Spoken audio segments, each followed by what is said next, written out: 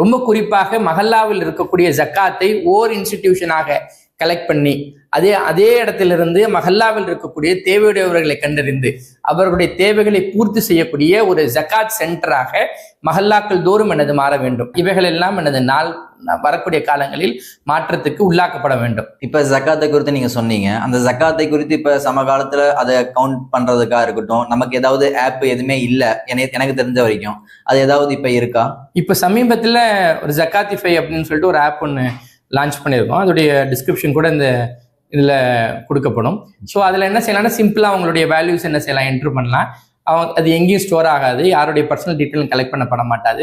இல்லை ஒரு ஷார்ட்டில் என்ன செய்யலாம், அவங்களுடைய ஜக்காத்தை தெரிஞ்சு கால்குலேட் பண்ணுவதற்கு ரொம்ப துல்லியமாக அக்யூரேட்டாக கால்குலேட் பண்ணுறதுக்கு அதை பயன்படுத்திக்கலாம். இது ஃபிக்கு சுன்னா கிதாபில் இருந்தால் அது உருவாக்கப்பட்டிருக்கிறது. மாஷா அல்லாஹ். இது வந்து புது கம்ப்ளீட்டாக என்னது ஃப்ரீயான ஒரு அப்ளிகேஷன். இது எந்த அட்வர்டைஸ்மெண்ட்டும் இல்லாமல்.